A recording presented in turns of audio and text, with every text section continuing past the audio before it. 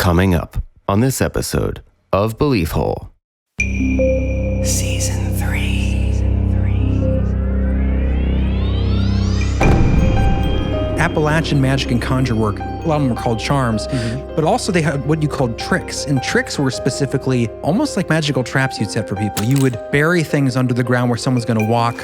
You would, put things in people's clothes, above doorways, things like that. Yeah, okay. Interesting. Mountain conjure. Hot foot powder, which is used to make folks leave you alone or even leave town. So what did you do with the hot foot powder? You put it on your feet? You put it on the person's feet you didn't like? That's a good question. I mean, it definitely sounds like it would work. If you put mashed up spiders and hot peppers in someone's shoes. I'd leave. I'd be like, I'm not staying with you anymore, weirdo. You could have asked me to go out of here. You could have asked me to leave. Hot foot powder. I like it. Hot foot powder. Foot powder. Foot powder. Foot powder. The site. Isn't that a cool term? I like dreams true. I just mentioned the site because I think it's used in different cultures, but Appalachia, it's a gift by God. You're born with it. Did you guys ever see The Sixth Sense? No, I've never heard of that. Yeah, what's that, John? It's a pretty good movie. Does he about see dead people? Bruce Willis. It's a movie about Bruce Willis. It's a great film. Yeah, he has the site. That's true. He doesn't know it. Spoiler alert. If you haven't seen that movie, then you shouldn't watch it because it's too late. Spoiler alert. So there's many traditions in Appalachia that involve devil folklore. You have Devil's Looking Glass, Devil's Run. We're going to talk about. Yeah, this was called Devil's Run for the Irish, Scottish, Germanic settlers, but the natives there, they knew this place. The Cherokee referred to it as Blackwater because they also knew it as a dangerous, dark kind of place that had its own lore. So whether it's the devil, whether it's a spiritual darkness, it's some kind of negative area. You often find these tie-ins with different cultures in the same geographical location. Right, which may mean there's something to it. Just be grateful for your life every day, you wake up every day and sometimes... Don't end this on a downer. Don't you dare. No, I'm It's saying a positive. It's a positive. Okay. They're going to say you never know. Every day is a gift. Yeah, you wake up every day, you never know if you're going to wake up. Don't forget that you can always hop on down to Appalachia, catch a train, make yourself some charms, and feel better. Weird flex, but okay.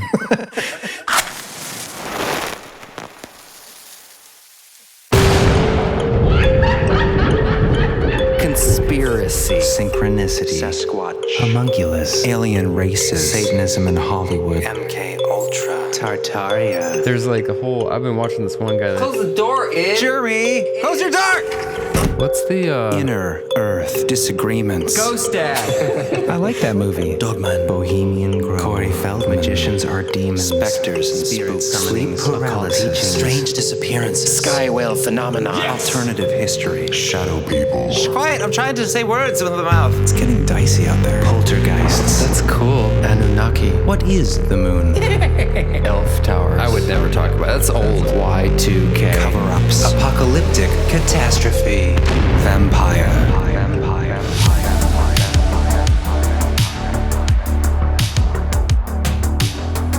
Yeah.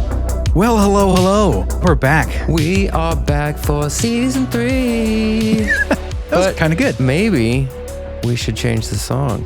Or not. Oh, no way. Right when you were like killing it with Should we your just not? shananas. I think we should keep it. It's our song. It's not our song. We didn't make it. Yeah, we did. No. Oh, that one. Yeah. You're right. Not that one. We'd keep the montage, but I kind of wanted to change the new intro song. Maybe it should just stay. You mean the song Yeah. that rolls into the episode? Yeah, I guess What do you guys think out there in listener land? it's neither here nor there. No, but we are here and you are there. My name's John. What's your name? My name's Chris. Hi, Brother John. And your name is, sir, in the corner? I'm Jeremy. Yes. And we are back with a brand new edition. We are 3 equal parts of the whole. In the flesh. Yes, and we are so glad to be back with you Disturbing. guys. It's been a long time, hasn't it? Yes, too long. It's been a long time. We did do a couple live streams though, which if you are interested in sign up to be a patron, we have those streaming for you. Mm-hmm. But we have missed you all and missed doing the show, missed doing the regular Yeah. episodes. Deep research, the expansion punches with all the sound design and the skits and everything.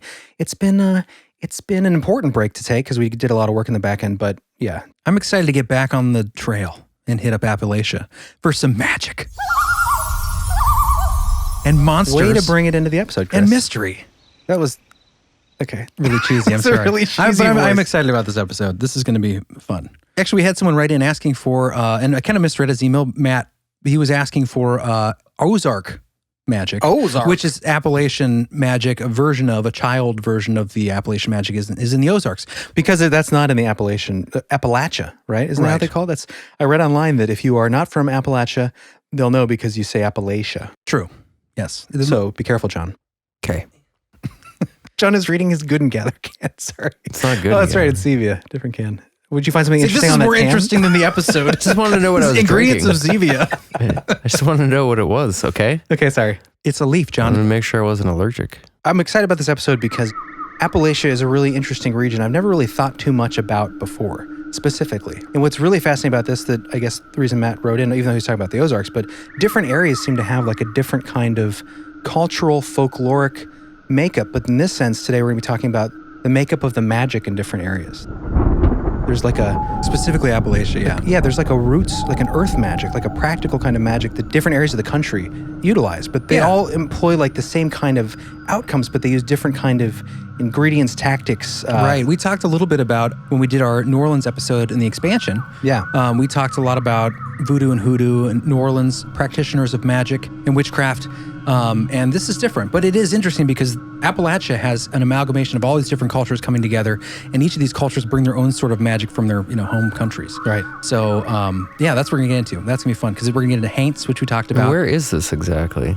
So Appalachia. Probably a good thing to I put say. this in the notes. This will be in the show notes, guys, too. I have an actual map because yeah, it is kind of in my brain, it was a loosely defined area, and that there is some contention about this, but it's generally the mountainous region of the Appalachian Mountains, or the Appalachian Mountains, however you want to say it. So it would be like the northern part of Alabama, Mississippi, up through Georgia, South Carolina, and then it's basically stretching through the states all the way up into southern New York. Tennessee, Kentucky, West You got some Virginia. Ohio. You know, what's interesting, John, is we are a stone's throw from Appalachia, technically. Now, this is the area that's in contention, I guess, even though we're in what they call flatland. And Appalachia is usually around the Appalachian Mountains for like the mountain folk or mountain people. Youngstown, right? Mm-hmm. Technically, that's northern Appalachia. There's like a whole movement that's trying to push at the Appalachian region more north in the flatlands because there was like a big migration post World War II, 1940s to 70s, where a bunch of people immigrated from the Appalachians for jobs from the steel industry yeah. in Youngstown and stuff. And there was a lot of, there were issues like people coming up from West Virginia. I guess locals around here would call them snakes. That was like the, what do you call that? Oh, the derogatory term? Yes, derogatory term for Appalachians coming up north, taking the jobs, Snakes. Oh boy. Snakes. Not the worst insult, but definitely not the best. So apparently they were good enough people. They mixed in, and now we had a lot here. And apparently we are technically like we're close. next door. But the magic we're talking about focuses mostly in the southern part of Appalachia. So in the hills. yeah, and well, it's all hills. That's what kind of ties everything all the way up to Maine and New York down to Alabama and Mississippi is the mountain range. That's what keeps it Appalachia. Yeah. But I didn't know it was that far. I didn't know New York.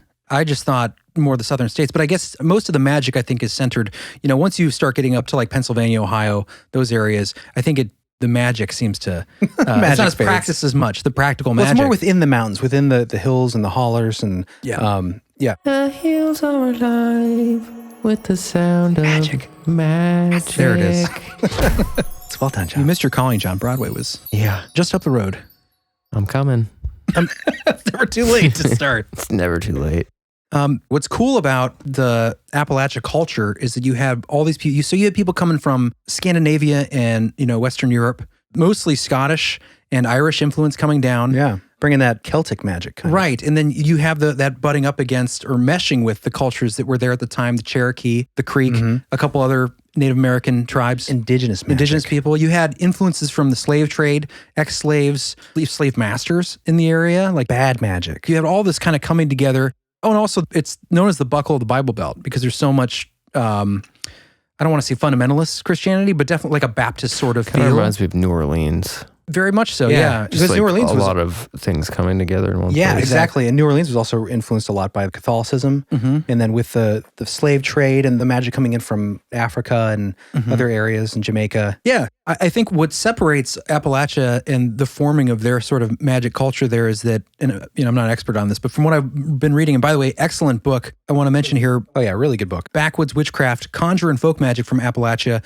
by Jake Richards is fantastic. Hard to actually use for the show because every chapter was full of really interesting information, so I try to break it down as much as possible. But one of the things that separates New Orleans sort of magic with Appalachia magic is Appalachia had this culture that was kind of secluded from the rest of society. Right. It was hard to get to these places. So you had generations of people that were taking their languages from Europe and stuff and forming new languages based on, local contact with tribes and things like that. You had all these different religions and cultures meeting together that was isolated. So it sort of developed its own sort of magic, which we're going to get into some really interesting stuff. Mountain Conjure. Mountain Conjure is one of the terms people use for Appalachia magic. Yeah. It's very unique. But it is. I love the image in my mind of Appalachia and that, I don't know. See, we've been there driving through West Virginia and some Kentucky and Pennsylvania, and there's like a darkness there. Not like evil, but just because of the landscape, you have The sun sets so early because you're down in the gullies and the hollers. Yeah. It's a very mysterious feeling place. And if you go down to like North Carolina, right? The Blue Ridge Mountains, John, that's right outside of Asheville, where I think you might, have you been there, Asheville? Mm-mm.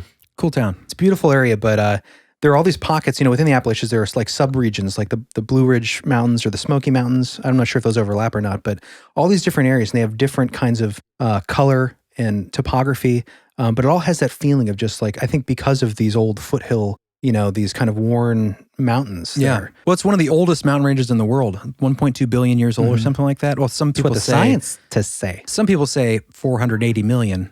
But I think it's 6,000. Interesting anecdote before we get into into some of the text and the magic stuff. The mountain range that goes through Appalachia is the same mountain range that goes through Europe, where a lot of these people migrated from. And people say maybe that's why they were so comfortable in this area, because it's it just goes underwater. Explain for, that. Hundreds Where of miles. Where specifically are you talking about? Ireland, Scotland. That mountain range there runs through Appalachia here. It just goes underwater for a period of time. Really? Interesting. There are mountains in Ireland? It used to be, the Appalachian Mountains used to be as tall as the Rockies. Just over years and years it eroded.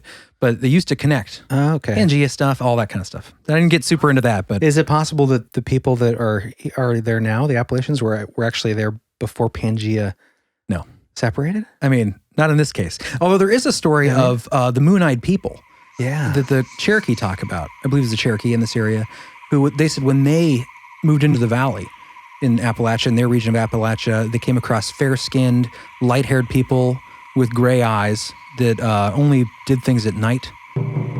That's interesting. Yeah, I thought that was kind of interesting. I think the common academic theory is that it was some wayward group from Scotland or something that had, accidentally or intentionally immigrated to the North American continent years before Columbus, things like that. Got lost and then started only, they were only out at night, right? Mm-hmm. Like the Klopeks. Right. So yes, it just makes me think of, could these fair-haired, gray-eyed people, were they tall? Did they say anything about their physical I'm not stature? sure. Could they have been from the inner earth? We hear the stories about Shambhala and the Nazis famously looking for that, old Aryan... Oh, the Atlantean race or Atlantean race of people like living below the earth. The last vestiges. Because there are, in Appalachia, there are a fair amount of cave systems from what I understand. In the Mammoth Cave, which is I think that's the largest, isn't it? And unexplored and dangerous to explore, actually, because it's so cavernous. And people suggested that there might be entrances to the inner earth. Yeah. So potentially. Well, now that we set the stage, do you guys want to get into some of the magic? Yeah. The mystery? I'd like to hear about some magic. All right. And then later, coming up, depending on how much we can get through of the magic and everything, there are also mysteries and monsters in Appalachia. Yeah. Some of that may spill over into the expansion, but there's a lot of fascinating stuff. It's such a wide area. Yeah, impossible to cover all in one episode for Right. sure. You could do, a series on Appalachia. Yeah, for sure. But we're going to try to cram it all into one episode. So yeah, we're going to talk about Haints, Conjure work, and Backwoods witchcraft, like we mentioned. Maybe some down-home dogmen, if we have time. Some what? Down-home dogmen. What does that mean? Down home. A lame alliteration. That's very lame. How about devilish dogmen? Right? Devilish dogmen. Sure. Say it. Devilish dogmen. The reason I say that is because there's a lot of devilry. There's a lot in of devilry. Appalachia. Gosh darn it. I was researching. Doggone dogman. Okay, that's really good, Papa John. Stop it. Dad jokes. But no, yeah, there's a lot of devilry. Daggum dogman. That daggum dogman. Like that could be a cartoon. That daggum dogman coming back here. The boomhauer? Barking and snorting, shoot my shit. Sheep. Eat them. Good input. I like that. Actually, John, I'm going to need you to do an accent for the read, but not that one. I want to hear your real good one. The real good one. Real good. The reason I said devilish dogman is because there's a lot of devilry in Appalachia. There are devil monkeys that we're going to talk about. You have a big influence from biblical texts there too, for sure. Devil monkeys? No, I mean in Appalachia. Oh, yeah. But a lot of like just devil type things. Right, you got the Devil's Looking Glass, you got Devil's Run, you got Devil's Jump. But beyond, and you have connections missing 4 and 1. Deviled Eggs. All these people that seem to go missing around areas that are called devil something. Yeah. Probably because there's an association with dark things happening. Well, that's a people global disappearing. phenomenon, right? Yeah. Well, at least national. Wherever there's English spoken, the word devil is used. But keep on connecting. But anyways, you may have heard of things like we've talked about the snallygaster in this area, Dwyo, Yahoo, which is like an angry, smaller version of the Bigfoot. There's little people, of course. And some of the European influence may have brought that in, but also the Cherokee already had these little people. So what's the connection there? Are they real? Then, of course, the Kelly Hopkinsville goblin encounter. Oh, right, yeah. Not getting into that And the Flatwoods monster and Mothman. All these things happen in the Appalachians. Yeah. So Appalachia. But we are focusing on the magic today. Yes. Some of the mystery, some of the monsters, and then in the expansion, we will get a little crazy, a little wilder in the Appalachian wilderness. Cool. Shall we open up the magic book? Yes, Chris, open your magic grimoire. Y'all ready? So we're going to talk about Appalachian magic and conjure work, and we're going to quote a lot from Richard's book, Backwoods, Witchcraft, Conjure, and Folk Magic from Appalachia. John, will you begin? And would you use your incredible stylings, your vocal talent? All right. Most folks have heard of the hoodoo and folk magic practiced in Louisiana, Texas, and other ways out west, but ours is rarely spoken of, if at all remembered. The witchcraft of these hills is a culmination of the practices of different tribes and peoples who settled in these mountains long ago, people who just mixed into the roots and rocks of the hillside and called it home. Our people are a mixed breed of the Irish, Scottish, German, and other settlers who came to call these hills home. This mixture includes the folk practices brought up through the slave trade and the practices learned by the neighboring indigenous tribes of the Cherokee, Creek, Shawnee, and Delaware. This craft speaks as a remnant of our deep roots and a testimony of Appalachian life. So that's kind of what we were talking about earlier. Good read, John. Oh yeah, and I want you to read it just because when I was reading this book, I just kept hearing that voice that you used to do. I know it's not completely accurate to the region, the dialect in the region, but I enjoyed it. But yeah, I like this, that combination of the magic and stuff. And it's interesting because later on in the book, he talks about how when we'll get to the part about working with ancestors or working with the dead to do magic. And it's complicated because you utilize people who have died, but they're not all good people. And you learn a lot as you're doing it. And, he says, and it's just an example of sort of the cultural mishmash in that area. But he said he has ancestors who were slaves, ancestors who were slave owners, ancestors who were Native Americans, and then Indian killers, like all growing roots back out from his family tree. Oh, right. So he's come from all those different aspects. Yeah. Or those different bloodlines even. Interesting. So he has a unique perspective. Yeah. So he goes on to say that the hollers of North Carolina, the valleys of Virginia, and the mountains of Tennessee have been witness to a system of witchcraft unique among its sister traditions of the Deep South, like we kind of talked about New Orleans, and Cold North, as well as its child tradition of the Ozarks. This craft has been passed down through whispers over biscuits in the kitchen and smelled in the chimney smoke carried up the mountainside. It's work and a way of life. So this is something I wanted to mention too. So they refer to it as the work, right? Right. That's one of doing work. Right. Yeah. And it's interesting because it's deeply biblical. Yeah. Right. That plays a huge part. That's what really interesting. It seems like they use prayer or they use verses, scripture, as kind of a lot of times as a framework for, I wouldn't say a spell, but almost like an incantation. The work, yeah. And it seems like it was a practical tool in hard times. Yeah. Like say for instance, the very common example of like the horseshoe above the door for good luck, right? Anything iron, that kind of idea. Yeah. It seemed like it wasn't thought of as like a spell or a witchcraft kind of like evil or, to do. Like there were aspects of that, right? You could go bad. Like I remember reading something about if you wanted to make a deal with the devil, for instance, right? Or do something to walk that kind of darker path with the witchcraft, you would have to recite the Lord's Prayer backwards. Oh yeah, like midnight at a graveyard, or shoot a Bible with a silver bolt. I mean, there's some interesting things out there. But it seems like it's deeply connected with the Bible, whether you're doing the positive work or the negative. It still recognizes the Bible as kind of the foundation and the existence of that religion. And he talks about that when he talks about the names, like we kind of talked about names for it, like Hillfolk's Hoodoo or Mountain Conjure, but he said it's all the same. Those who knew these ways were called healers, tellers of tales, power doctors, and conjure folk, and yarb doctors by the Christian folk. So yarb doctors are more the term that Christians in the area used when they wanted to access their help. Right. Because it was, you're not a witch, you're a yarb doctor. You use herbs and you use blessings and things like that. The other interesting thing about this sort of magic is it's not so much to gain an upper hand on, an uneven upper hand on your reality and the people around you. It's more of foreseeing a little bit ahead in the future and trying to kind of balance your own scales to get a slight advantage to, determine things, kind of forecasting. Right. Like that's a big part of it. So if someone slighted you, you could do some kind of conjure or work to negatively fight back, I guess, but it would have to be commensurate with the bad that was done to you. And if you did more, then the scales would be imbalanced and that would come back against you, There's right? a thing about balancing the scales. So like eye for an eye. Yeah, and he says, being influenced by Christianity may lead some to presume there's no harm done in this work. Far from it. Appalachian folk magic doesn't follow the Wiccan rule of 3 or the popular concept of karma, which are both sort of balancing. It goes by the biblical guidance, quote, an eye for an eye and a tooth for a tooth. Any kind of curse or retaliation must be justified, and the punishment must fit the crime. If not, the scales will tip back on you since you created a larger imbalance than they. If the work is justified and fits the crime, the target can't get it removed until the spirits deem it over.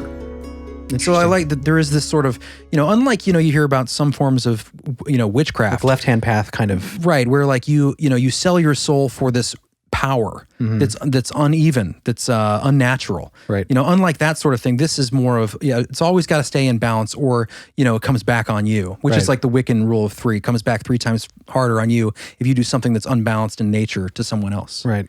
Right, John? Yes. That's right. Cool. Don't do it or it comes back on you. Right. I wish politicians lived up to that rule. Don't we all? Seriously.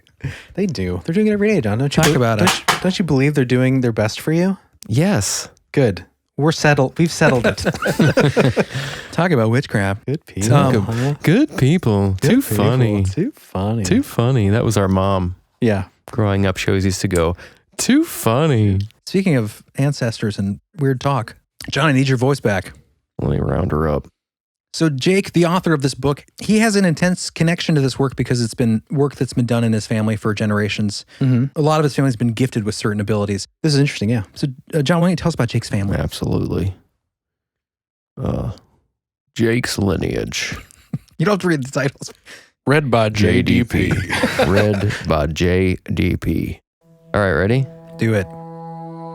My family's history is filled with this work. Papa Oscar was a water witch. Papa Trivet never met his daddy, so he could cure thrush, stop blood, and blow out burns. Mama's 7th daughter, a natural-born healer. Nana has the sight and dreams true, and the list goes on. Most of the knowledge of these hills has been lost to the oppressions of time and poverty. Before, this knowledge was known only by memory, and now the elders are quickly passing or forgetting. My mother's mother has forgotten due to Alzheimer's, but she still sees. Young folks are walking around not knowing they have some of these gifts. We need a new generation to keep these roots alive. I am of that generation, and I hope you will be too. This magic is more than a tale of the hills and the whispers of the autumn fog. It's the history of my blood and bones, and possibly yours. Interesting. Yeah, I like that part because it reminds me of we're fascinated by our Norse ancestors and a lot of that sort of Celtic magic in that area and Norse magic, at least in the traditional sense. And this reminds me a lot of that because it's another oral tradition being passed down through time and then gradually being forgotten. Yeah, remember your roots. Tradition's important. We talked about that when we did the Little People episodes where we talked about how as these things are forgotten out of the lexicon and out of discussion, people see these things less. Yeah. And the magic literally fades with the forgetting of these traditions and magic memories. Sorry, that last part was lame, but you know what I mean. I'm sorry. I'm tired. It's been a long day. This is my bedtime normally. We had to do it late today. So, hi, everyone. John's back. John is just entering into the game again. All right, Wish what am I I had doing? a spell for John's alertness. I'm awake. Actually, I feel better now. Good. We're getting into the magic. This is the compelling stuff. The site. Isn't that a cool term? I mean, we've heard of this before, the site. I like Dreams True. Dreams True, I like that a lot. She dreams true. She dreams true. Did you guys ever see The Sixth Sense? No, I've never heard of that. Yeah, what's that, John? It's a pretty good movie. Does he see dead people? Bruce Willis. It's a movie about Bruce Willis. I said he sees. Autobiography. It's a great film. Yeah, he has the sight. Shyamalama. That's true. He does. But he doesn't know it. And right away. Spoiler alert. Yeah, Spoiler it's alert. like 15 years If you ago. haven't seen that movie, then you shouldn't watch it because it's too late. It was a good film. Yes, Chris, what about the site? Oh, I Please just tell us. mentioned the site because I think a lot of people are familiar with that term, and it's I think it's used in different cultures. But Appalachia, it's a significant ability, and it's a gift by God. At least that's how they see it. It's not something that you can necessarily gain, at least not easily. You're born with it. You're touched by God. Isn't it also that you were thought to have the site if you were born at night? Or if you were birthed via C-section? Was a couple of things? Not necessarily. Like, Right. that didn't mean you'd have the site. We're going to get more into the site later. I just wanted to mention it because it's one of the interesting aspects of the Appalachian magic. They also said that it's not usually with males, but it can occur. You can right? spoil all my stuff for later. I just right here. Sexist. Oh, okay. Sexist. Let's go with the flow. Okay. And, the author, Jake Richards, experienced this in his own family. He said his Papa Trivet had the site, and that which was rare for men, but men can have it. It's just like in, but that reminds me of maybe Frank Herbert was from Appalachia. Dune. Why? What's the guy, the priest class or the, what are they I called? haven't read the books in a long time. Anyways, out there, You're if you trying guys to know the keep John books- awake. You're I'm sorry. quoting science fiction novels is not the way to do it. It's only the men or the women usually have become, Muad'Dib. I don't know. I'm not a reader. Stay in your lane, bud. Okay, sorry. Let's get back to it. So Not John a doesn't reader. fall asleep. Okay. Jeremy, will you please read a bit here about the origins of American folk magic as it's come to be known? Sure. American folk magic is a melting pot of practices stemming from Irish, Scottish, German, Italian, and other European sources, as well as African and Native American sources. For example, This part's interesting. the uses of different waters, like rainwater and ocean water, originates mostly from the British Isles. The use of dirts and dusts come from the Native American and African slaves brought to this land. The act of placing bowls and pans under the bed for works or spells comes from Jewish folklore. The practice of throwing spells and remnants behind oneself into a stream comes from European traditions. And the use of grave dirt comes from African and European traditions. I just thought that was kind of interesting. Yeah. And obviously these other cultures also utilize some of these other elements, but specifically in Appalachia, you have different regions, different peoples coming from different regions with a focus on certain like dirt magic from, Africa, dust and dirt I like from Africa. that kind of color, the different pieces. It's a cauldron of Conjure. if you will, Exactly. a melting pot. Yes. Which makes it so unique and fun to explore. Mm-hmm. That's what I'm saying. I like this idea of these different areas. Like in the north, you might have, magic from the bones of wolves and, and ice water. Reminds me of Game of Thrones or something. Like a regional ability and culture based on areas. Right. It's neat. Regional magic. It's interesting. It is. I'm intrigued. Good. Sometimes ingredients were scarce and you had a location that didn't have all the elements that you might have in relation to these sorts of spells and things because they came from other places. So here's one example, John, if you would read the example here of a certain craft that they didn't have all the ingredients for. All right. Same voice? Yeah. You're going to be the voice of our Voice author. of reason. Sure. I'm the voice of reason and dignity. That as well. And magic. Hotfoot powder, which is used to make folks leave you alone. Hotfoot powder, which is used to make folks leave you alone. Food. What's Hold happening? on. One more time. Okay. Sounds like you're doing a commercial for hot foot powder. Hot foot powder. When folks need to be left alone.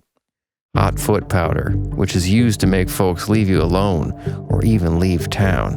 Sometimes consists of hot peppers, spices, and sulfur. But those things aren't found often here in the mountains. So most people mix black pepper and salt instead, as they are cheap and readily available. I've also heard of adding spiders, bugs, and other things to scare or chase folks away. We don't call it hotfoot in the mountains either. To us, it's uprooting people to make them leave and never f***ing return. Dense. Creative license. I like that they call it uprooting. Yeah. Because it just reminds me of like the mountains. Right. Roots wrapped around There's so rocks. much about roots there. So what did you do with the hot foot powder? You put it on your feet? You put it on the person's feet you didn't like? That's a good question. I mean, it definitely sounds like it would work. If you put mashed up spiders and hot peppers in someone's shoes. I'd leave. I'd be like, I'm not staying with you anymore, weirdo.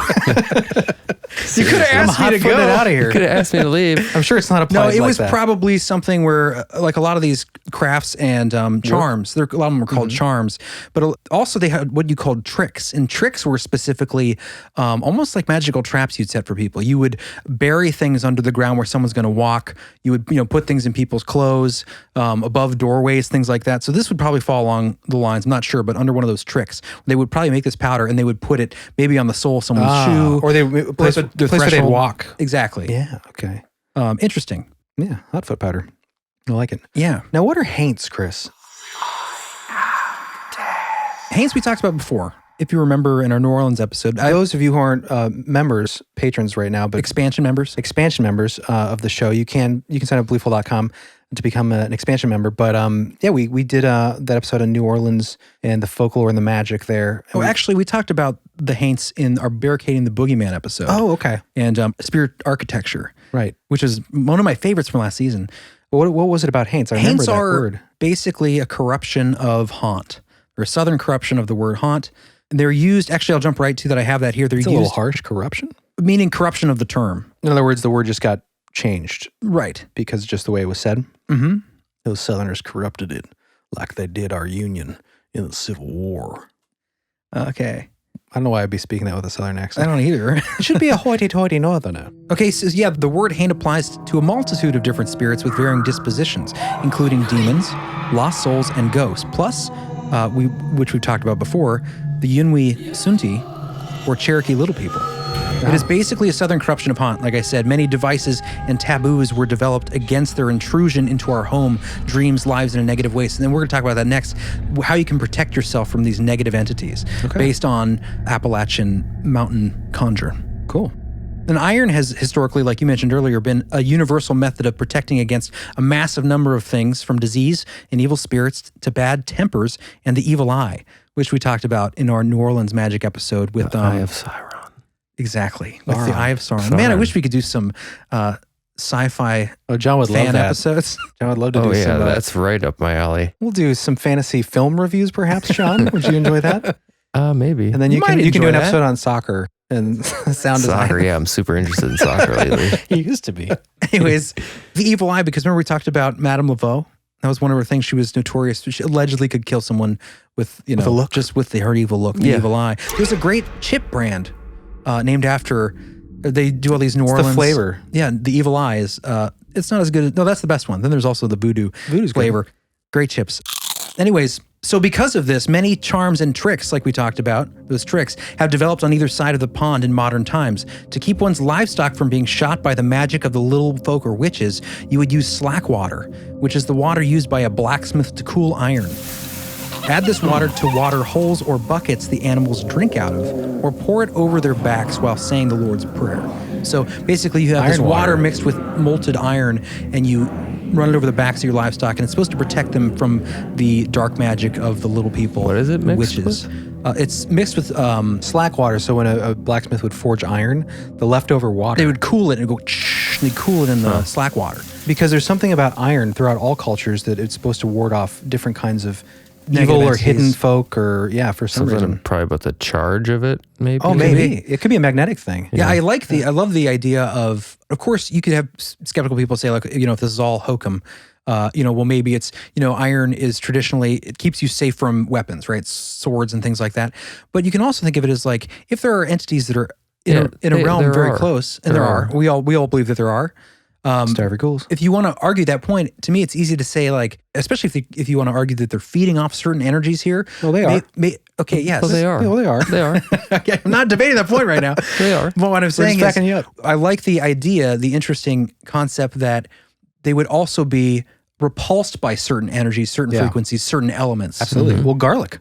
Right? Well, yeah. I mean, you could, hundreds of examples of these. You want to call them superstitions. It's interesting because garlic, right? You got the vampire with the 2 teeth, stick in the neck. Yeah. And it's interesting because that penetration, like an infection, people are infected by the vampire. The lore, that entails it, someone turning into a vampire, right? The turning.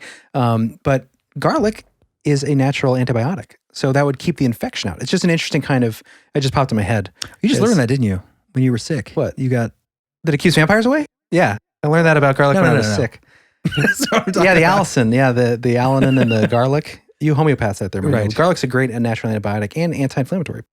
But I just thought maybe that's where that kind of comes from, that idea, the logical idea that it might keep vampires away. So I thought this would be fun to do. No one's interested in that. I think it's a good idea. Thanks, John. I think this would be fun to do real quick. Jeremy, I want you to mention a specific necessity of magic, what you might need help with in warding off something. And then John is going to give the answer, the antidote, according to Jake Richards' version of Appalachian folk magic. So there's like call and response, right? Yeah. Okay. John, from your deep understanding of Appalachian lore and magical conjure, what would you do to, let's say, ward off witches, conjurings, or haints? A horseshoe wrapped in tinfoil and hung on the door will keep away conjurings, witches, and haints. Ding. Good to know. I don't know what a haint is, but that's what it would do. We just talked about it 5 minutes ago. It's literally. Are you reading your Zevia can again? What's going on? It's I can't pay attention to everything you say. It's basically the way the word haunt was said and became its own word. It's just a haunt, like a ghost, a haint, spirit. Okay, here's another one for you. Shoot. How would you ward off a haunting? Set a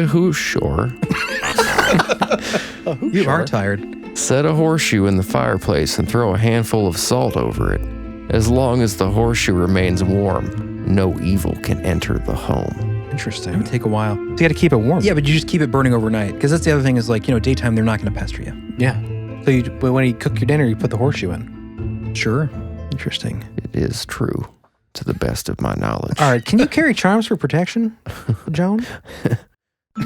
A bag of new salt hung around the neck, an iron nail in the pocket, a toby containing millstone. Mistletoe. Mistletoe. Millstone, that'd be a heavy bag. Tobacco and lichen moss. Lichen. Tobacco and lichen or moss from the east side of an oak tree, and a rabbit's foot. You could even just keep your pockets turned inside out, and damn them if they were going to get you. Is that real? Interesting. So that's kind of interesting too, because the moss on the east side just reminds me of like this kind of rooted in the biblical idea. In the east is the direction that the sun rises, and the son of God, the symbolism for Christ. I mean, that's maybe a stretch. Yeah, I'm not sure that east has an importance, and it's usually because of, I think, if I'm remembering correctly, in all cultures. Yeah, and it's a pagan idea too, that renewal and life and the... Well, it's light versus dark. Light versus dark. So maybe why east is important. Good thinking, Jer. Who knows? You could be completely wrong, but I like it. It's all conjecture. Last one. Jeremy is usually right on target. Sweet. That was really sweet. Yeah. His head hurts because his brain is so big. That's classic. All right, John, I need one last piece of advice from you. Shoot. I got to keep the dead out of my dreams at night. How? I've got something for this. All right. Hang coral on the bedpost. A few handfuls of salt and mustard seed on the doorstep at night is based on the premise that haints and evil spirits cannot enter until they've counted each grain and every seed, by which time the sun will be up and it'll be too late for them to pester you. Nice. Good advice. The scattering and counting belief is rampant through Europe and the Americas. True. Discuss. You have to read the discuss. Right? Yeah. So 2 things there. I love the coral thing on the bedpost. It reminds you of, Native American dream catcher. That sort of thing. Physical manifestation of something to block and keep negative entities and spirits out of your dreams. And this is a similar connection, which is fascinating to me, is the coral is porous. You have a lot of little holes, just like the dream catcher has. The coral is porous. The coral is porous. The coral is porous. The coral is porous. What is happening to John? John needs to put John down for his nap. But no, think about it. The coral is porous. I can't hear that without thinking. The coral is porous. And the dream catcher has all the different spaces, right? Right. I think that's the idea, is that it reminds me of... It's a net. There's another one of these I heard about, the Appalachian Magic. One idea is the corn cob above the door keeps out the evil spirits, because... The maze? All the little holes it would have to pass through. Yeah. It would make it It's almost difficult. like the corn is a maze. Oh my God. Get it? Because terrible pun. Okay. corn is also known as That maze. sounds like it's time for a break. It's true. Oh, the last thing I want to say about that real quick is just, the counting, right? You hear that in vampire lore too. Same idea, yeah. Same idea. Remember the X-Files episode? It's so good. Yeah. We talked about with that the fat before. kid from Sandlot. Mm-hmm. That was me. The heavier kid from Sandlot. You know what I'm saying. All right, kid. you guys want to take a quick break? Yes. We got a stinger. Oh, you want to do that now? Yep. Okay. Well, we've got a couple. Oh, do we? 2. Oh, cool. All right. So, since we're coming back from a break and this is a new season, I'm just going to quickly tell you what a stinger is. Please because do, John, yeah. Stingers are fun little sound nuggets that I create for anyone that wants one. Certain level of patron. Yes, right there's a patron tier that you can sign up for. Thunder Buzzard. And they're just fun little audio stingers. The people that end up getting one usually send us some information about themselves, and we try to make it kind of personal and fun. Oh, yeah. So Get you in that hole. If you can support the hole at that level, that tier, we really appreciate it. And John specifically will craft you a special stinger. that's right. Sometimes we're all involved, but John is the I'm pilot usually the one that engineer. does them. So this first one's from Sound Iron. Yes, right? Sound Iron. Very cool company. They make all sorts of virtual instruments, which are instruments that you can play on your computer. They actually sent me some of their products to use for the show, and the stuff they have is awesome and super fun to play with. In fact, a lot of the music we're starting to produce in the show now features the Sound Iron instruments. So if you like the music in our show and you're interested in making your own music, definitely go check them out. I ended up using one of their instruments called a didgeridoo for this stinger coming up, and they gave us a discount code for 33% off this specific instrument. And the discount code is BeliefHole2. That's BeliefHole2, all lowercase, all one word, and the number 2. One more thing to mention is the instrument is in something called NKS format. So that means you can download the free contact player that's made by Native Instruments, and you can load the instrument as a standalone instrument, or you can load it into any major DAW, which is a digital audio workstation. So, without further ado, here's the stinger. Oh my God, this is gonna be so amazing. I hope so, Stefan. That is why we came here. I'm just like really good at these ayahuasca ceremonies lately. Basically, like half my Instagram followers are either breatharians or they've completely transferred over to full light beings, essentially because of my teachings. Tonight's gonna blow your mind, Brian, in ways that you can't even fathom. Hello, I am your shaman, and my name is Bill. I want you to take this drink it down, drink it into your soul. Let the plants speak to you. Well, I guess here's to learning more about myself and the universe. And cheers to 1 million more Instagram followers for me. Ugh.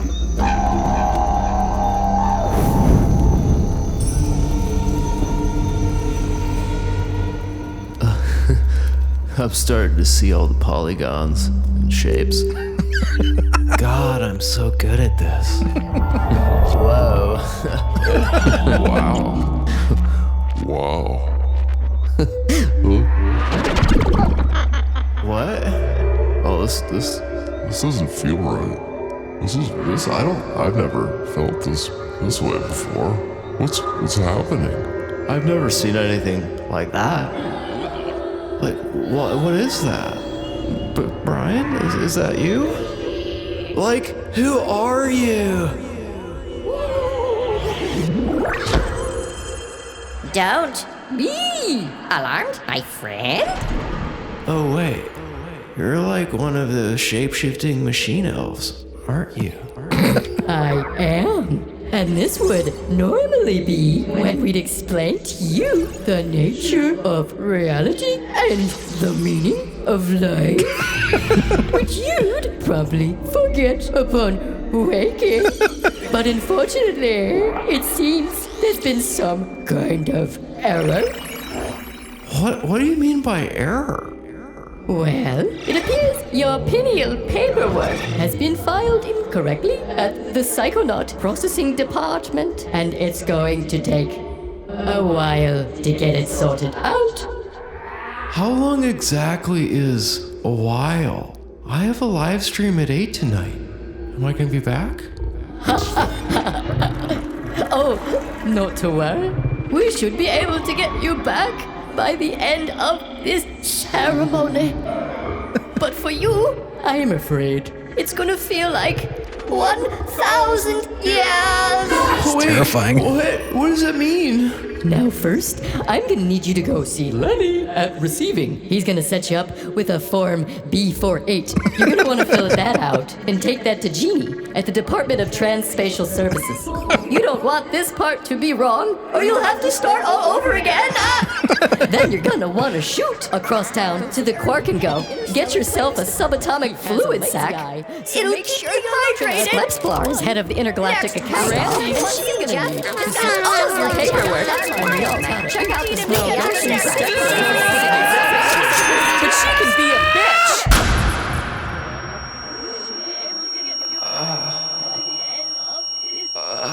Hey, he's coming back. His eyes are opening. Stefan, are you okay? Don't touch me. Don't touch me. Oh, where am I? What year is it? You're here, Stefan. You're here at the ceremony. We've only been here for like an hour. You're okay. No, you don't understand. I've been gone 1,000 years. In the land of the elves, I've had an awakening. A horrible, horrible awakening. Oh, okay. Right, Stefan. The land of the elves. I bet you'll sell that line in your next premium level Soul Ascension e-course. You know what, Stefan? I've had my own awakening. And I've awakened to the fact that you're a dick. I am going home. It's all real. It's all real. So many forms to fill. So much paperwork. Oh, God. Oh, God.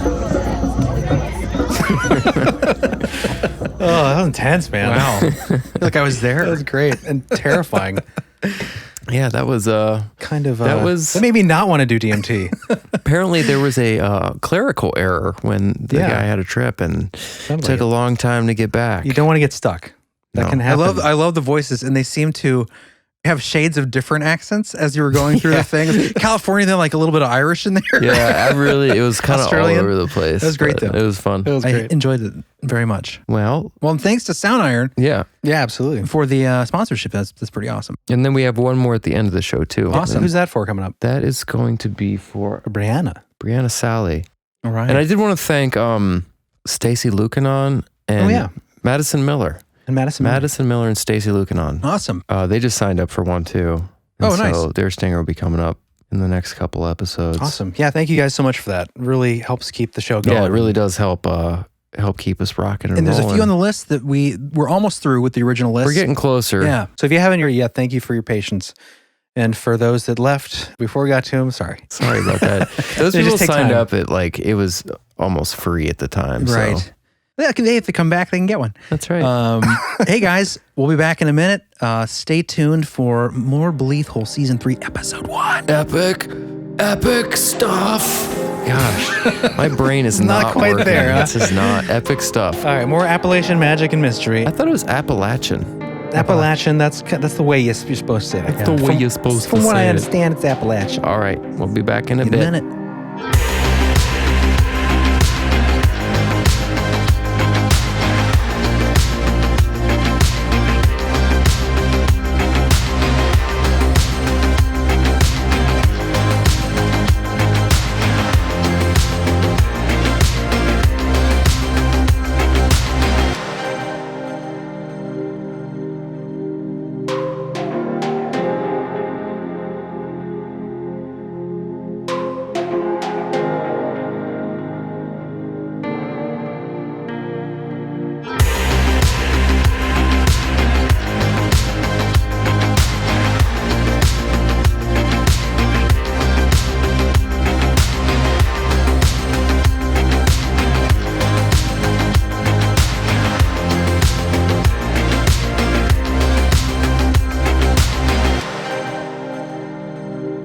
Okay, we're back. We're back at you. John is here. He's fully awake. Yay. John likes to talk in third person, doesn't John is really, really a special kind of guy. he? He's his own best Humble. friend.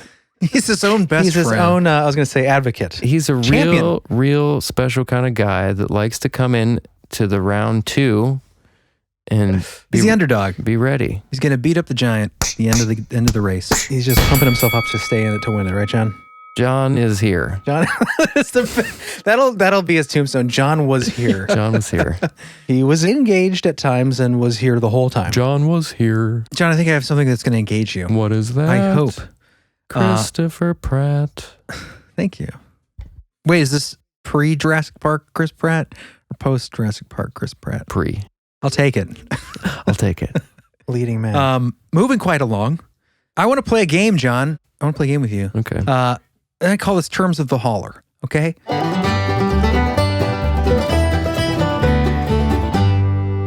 Terms of the Holler. Because the people that migrated to these hills down in Appalachia and were very secluded, they brought with them a lot of their colorful language. Speak and language from, the Elizabethan era. A lot of flowery terms, things like that. Oh, really? Yeah. The Victorian? Yeah. Ish area? Oh, interesting. Well, I'm not going to... Fascinating. Okay, sorry. That's just interesting. Elizabethan terms in Europe. Shakespearean. And as they came down, Shakespearean, they got marooned into these hollers. They were kind of cut off from other societies in the region, just being up in these mountains. So anyways, they brought with them this colorful language.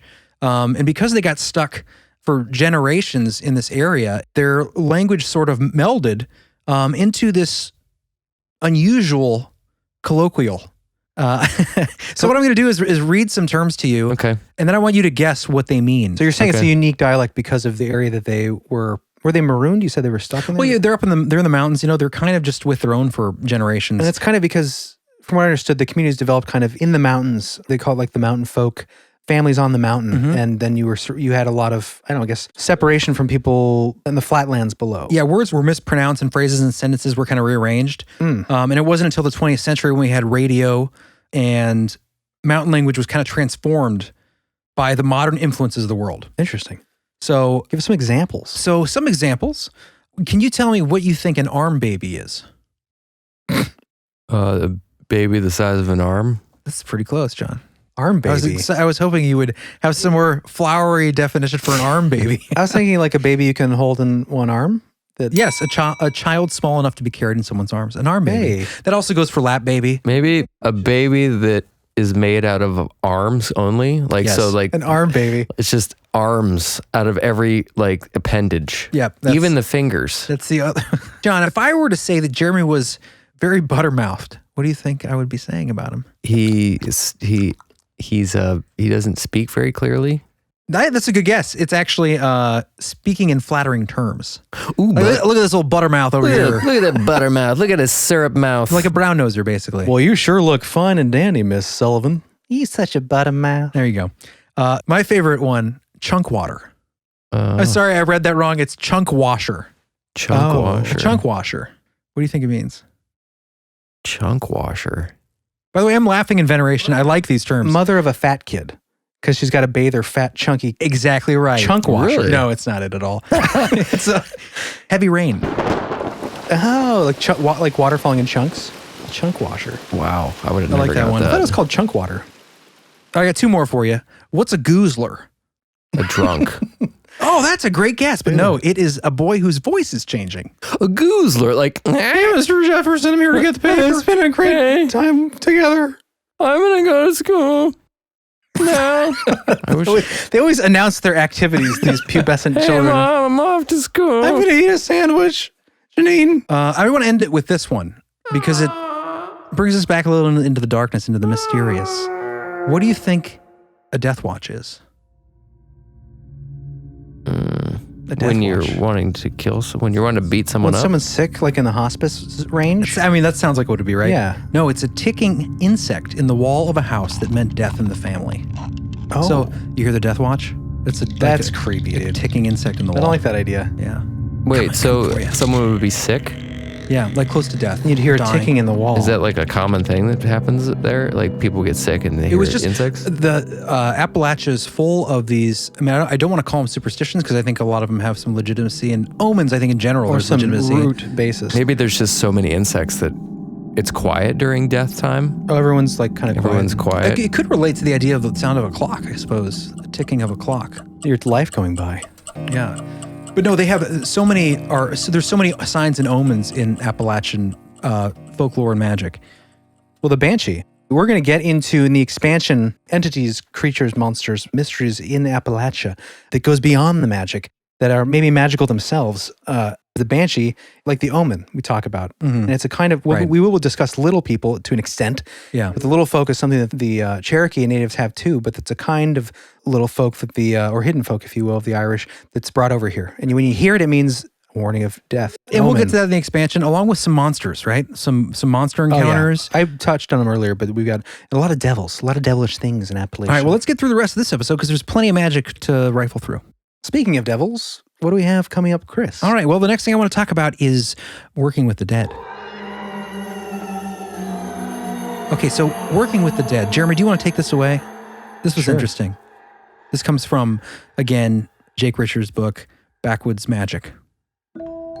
Working with the dead is one of the most popular yet least understood practices in folk magic. Many people read about it online and just hop down to the graveyard for some dirt, but it isn't that simple. Spirits don't just make miracles on request. Nope. They'll do favors and offer services in exchange for something. Usually pennies, or other coins, jars of moonshine, cigarettes, food, or perfume left on the grave. When I am buying dirt from a grave, I will simply tell the spirit, I ain't stealing nothing because I'm leaving this here in its place. or I'm buying some of your dirt here for such and such reason, for such and such offering.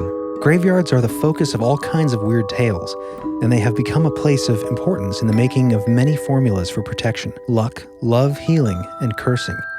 Some recipes call for dirt from the grave of a police officer or a doctor for varied reasons. Then people go out and get it with no question. But the problem here is that you are employing the aid of a spirit you know nothing about. Exactly. What if the doctor in life abused his patients, or the police officer was crooked? Not everything can be found in a Google search or a book, not even here. The dead aren't all kind, and there are more secrets in each grave than you'll ever know.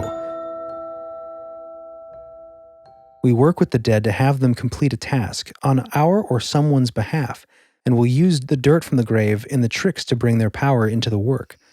When you go to a graveyard to employ a spirit or buy dirt, I encourage you to use the previously mentioned ways of protecting yourself from haints. Other precautions I take at a graveyard include the following. Never step over a grave, as it will bring misfortune. And Don't point at a grave, or you'll be stricken with illness. of course, Come alone and leave alone. And as you leave, don't look behind you until you pass the first crossroads home, or you'll be vulnerable to a spirit hopping on your back. Yeah, and I didn't get into this, but I will say quickly that stricken with illness thing, it's interesting when it comes to unknown illnesses or causes of illnesses. I thought this was pretty fascinating and pretty tragic. The idea that if someone in your family comes down with a terrible illness shortly after someone near them died, the line of thinking is oftentimes that it's because that spirit is so heartbroken that it can't be with you, that it actually causes the sickness of the person who is close to them. So ironically, that spirit that loves the person that's still living, loves them still so much in its death that it's causing an illness in that person because the spirit can't move on, which I thought was an interesting... Say that again? so the spirit is longing for the people, right? Is that what it is? Right. If there's an illness in the family or something that happens quickly after someone dies, it's often thought that because that person was closest to that spirit, that spirit in death misses the person who's still living so much that he or she inadvertently causes illness in the living person. Almost to bring it to him unintentionally. Right. Or don't you think that could just be the stress of losing Yeah, someone? for sure. No, it is the spirit I know what you're saying, yeah. But that's one of the ideas, which I can see how that could be a thing. Because It's a very romantic idea. I can see how people think this might be a stretch, but if you think about the idea that spirits can cause emotional pressures and that feeding on energy, whether it's intentional or unintentional, you miss someone so much, you're constantly around the spirit's unintentional intention, if you will, is causing that person to get sick to join them sooner. Isn't it too bad that it doesn't work the other way around? Yeah. Where you really miss someone that's dead and they slowly come back to life. I know. They come out of the grave. Yeah. Maybe it does. But that would suck because it would take a long time to heal, probably. Yeah. Pet Cemetery. Just like that. Anyway, a little bit more about the graveyard. When entering a graveyard or cemetery, there's a widespread tradition of giving an offering to the guardian spirit of the cemetery in order to enter and be under their protection. There are two beliefs about this guardian spirit. The first originates from the African traditions. They believe that the guardian spirit is the first person laid to rest in the graveyard and is charged with the duty of keeping watch over it. In Scotland and Ireland, they believe it's the last person to be buried who is charged with keeping watch from sunset to sunrise every day. This guardian is discharged only when the next person is buried. That seems more fair. You know, you're new to the scene. You got to stay up at night or in the day. Now you're stuck from the very beginning. First person buried in the graveyard. You're the there first forever plot. as the guard. Right. But it reminds me of, do you remember the movie Frighteners? Mm-hmm. Do you remember like the Wild West character? I think he was the guy who was in charge of all the spirits and bodies. No, that the were in Wild the West guy graveyard. was old codger with the That's beard. what I'm talking about. No, but there was the sheriff who was like in the Full Metal Jacket. That's not a sheriff. That's a military. Yeah, you're right. He was a military Great guy. movie. Military guy. Anyway, yeah. Good job, Chris. Good reference. Just reminded me of that. But yeah, I thought that was an interesting idea. So there's many traditions in Appalachia that involve devil folklore. When you think about it being so closely tied in with the culture of Christianity, especially the Baptists, there's a lot of tie-ins with that and that culture, and then the negative spirits of the other cultures that have found themselves rooted in those same mountains and hillsides, kind of forming a lot of these scenarios. And you have Devil's Looking Glass, Right. Devil's Run. We're going to talk about Devil's Run specifically and a story of a lone rider. And we're going to wrap up the episode with that. And Devil's Run is interesting. This to your point about the different cultures here. See that the Cherokee, they knew this place. This was called Devil's Run for the Irish, Scottish, Germanic settlers that became white Appalachians, but the natives there refer to it as Blackwater because they also knew it as a dangerous, dark kind of place that had its own lore. So whether it's the devil, whether it's a darkness, a spiritual darkness, it's some kind of negative area. You often find these tie-ins with different cultures in the same geographical location. Right, which may mean there's something to it spiritually. Of course. Cross cultures. Obviously. So let's hear this story, Chris. This is called The Lone Rider of Devil's Run. Located outside of Irwin, Tennessee, overlooking the Nolichucky River, the Devil's Looking Glass is a haunted cliff of rock standing hundreds of feet tall and covered with the fingerprints of death. There are countless tales of this mountain cliff and the waters that churn below. The creepiest tale I was told growing up was, if you stood on the banks before the Devil's Looking Glass on a real foggy morning, you could chance to see the devil himself, shaving in the mirror and laughing at you. This isn't the only association the devil has with the Nolichucky River. There are tales of a lone rider who rides up and down the banks on moonless nights. It's said you'll hear the hoofbeats get closer and closer until they're right up on you, at which point you'll hear them go off in the other direction and die down without ever seeing a living soul. No one could ever get a clear view of who the rider was that was scaring folk, only an occasional blurred shadow on the bank that passed by fast as ever. It was a couple of decades ago that a few men took it upon themselves to get to the bottom of who this rider was. They camped on the bank overnight, waiting for the rider to show. One person stayed up to keep watch. Around 3 a.m., the watchman began to hear hoofbeats down the river. He woke the others up and they scrambled around, tying a rope to a tree at the water's edge and holding the other end some 10 yards back. Their plan was to pull on the rope to trip the horse and throw the rider off right when they passed. The hoofbeats got closer and closer.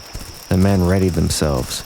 A shadowy blur passed by, and with a force it pulled on the rope, yanking the men forward on their faces. The hoofbeats continued in the other direction, their pattern and beat unhindered by the rope or the men's efforts. They were confused. One suggested it couldn't be a ghost because it pulled on the rope. Then they saw hoofprints in the mud, and validated it wasn't a ghost because ghosts don't leave footprints in the mud. However, upon further investigation, they found the hoofprints weren't U-shaped like a horse's. They were cloven, like a goat. It was at that point... That is freaky, actually. Yeah. It was at that point the men ran back home yelling, "It was the devil himself!" No one dared look for the identity of the rider again. For this story, the river was named Devil's Run. Stories have warned since not to be caught out on the banks at night, alone, or else the devil may challenge you to a race for your soul. What do you reckon your chances are of winning? Pretty good. Well read, John. I'm a good runner. Thank you. Especially for being so tired. Freaky story, though. Yeah, if you're freaked out by cloven hooves, John, the expansion has multiple encounters with things that resemble. That's why I found this interesting when you told me about this is like a lore, folklore. But there are modern accounts of people seeing this kind of small satyr, cloven hoof type thing that's lightning fast. Yeah. And those accounts line up with this old folklore, which is just totally, I didn't know that going in, but you reading that story just connected to my research that we'll be getting into the expansion with some of these bizarre encounters with things in the wilderness of Appalachia. Yeah. Cool. Yeah, I'm excited. You have one specifically I guess we'll play it again on the expansion. I think expansion members may have heard it already, that laughing in the forest and then the gunshot. I really wanted to compare it to, well, we didn't really get into drop it in. Yeah, we didn't really get into the devil laughing stuff in this That's anyway. true. So, but there are accounts of the laughter. Yeah, that's another thing too. Creepy stuff. And we'll be getting in, if you guys are interested in that, we'll definitely be getting into that stuff in the expansion and some real creepiness. absolutely. Oh, before we get to our next stinger, I just wanted to do a quick shout out to a special fella by the name of Jacob Gonzalez. You have a very special, loving girlfriend. Happy birthday! Jakob, Happy birthday to you, my friend, our friend, happy birthday. and her boyfriend. So thanks, guys, for being... What a way to put it. You can tell we didn't script that. Trying to name everything. Anyways, thanks, Jessica and Jacob, for being patrons, and happy birthday to you. Yeah, we love guys. you. Yeah, thanks, guys. And thanks to everyone out there who's supporting the show. You guys are all awesome. You guys are awesome. You keep it going. Yes. Everybody else out there, if you guys want double the content plus bonus live streams and some occasionally off the cuff and unicorn episodes, Go to beliefful.com. and sign up to become an expansion member. Expansion member.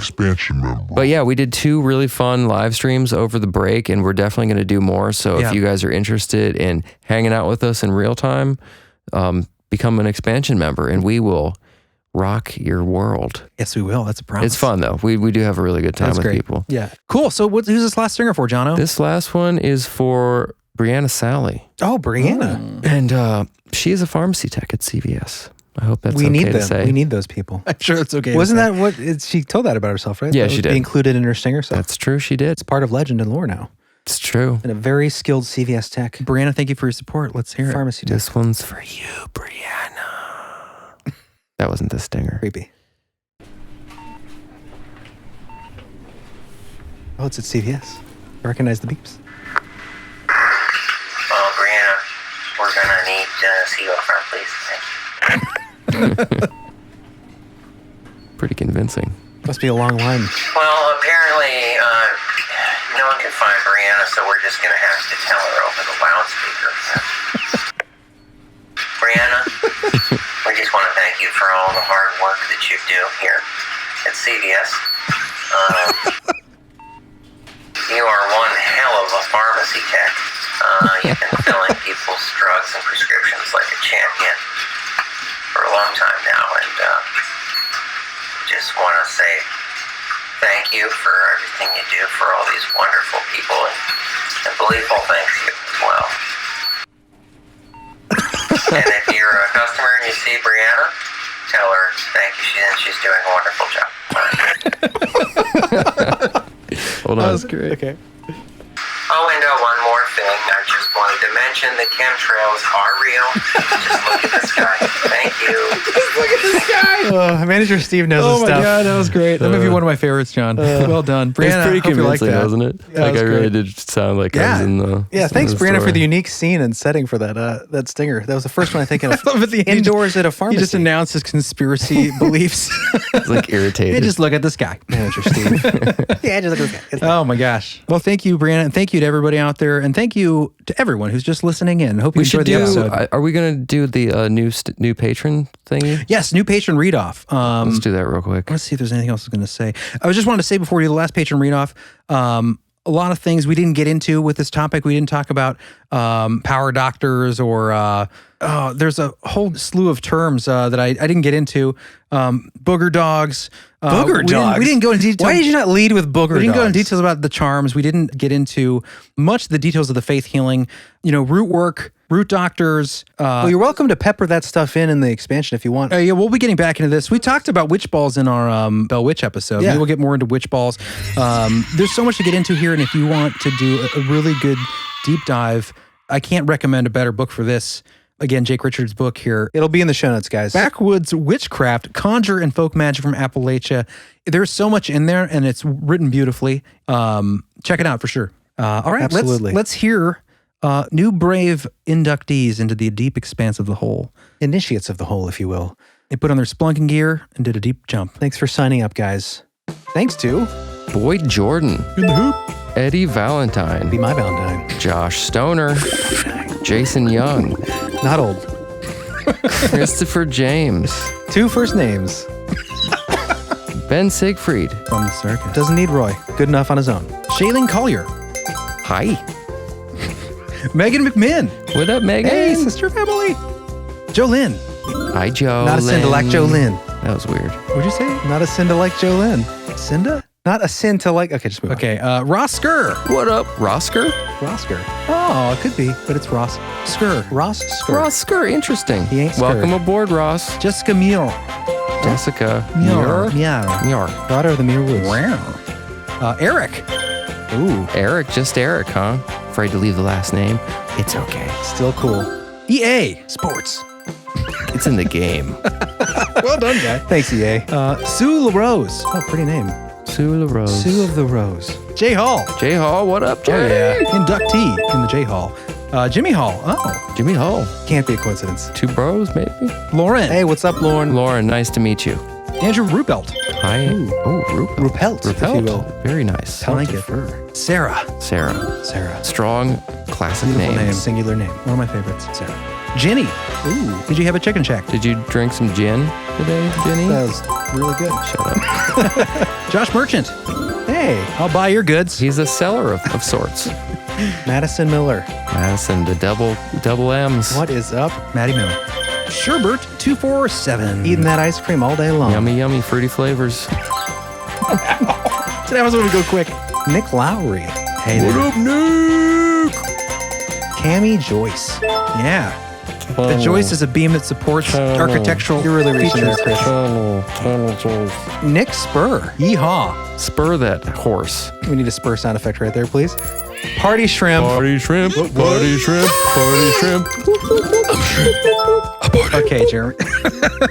Lori Fetter. Or Feeder. Hey, Lori. Fetter. Hey, Lori. Lori Fetter. Hey, Lauren. She's great. You are great. She asked a question today, so She's we answered very her. active on the Patreon. Thank you. And Emma. Oh, Emma. Sweet Emma. Emma Stemma. She needs no introduction. Thank you, everybody. Yeah, we love you very much. Yeah, you guys You keep us are alive. the reason that we keep going. That and our love for the mysterious. You give life to the show. You give the breath of life into the whole. That's right. And every listener out there who can't afford to be a member or patron right now, just thank don't you for listen listening. anymore. We thank you for listening seriously, and spread the word if you can. Leave reviews and just appreciate that we appreciate you. Just be a good person too. And be a good person, Yeah. you know. Appreciate every day. It's a Unlike gift. And unlike John, just appreciate all things. Just be grateful for your life every day. You know, you wake up every day and sometimes Don't end this on a downer. Don't you This is- dare. no, I'm It's a saying positive. It's positive. Okay. They're going to say you never Every know. day is a gift.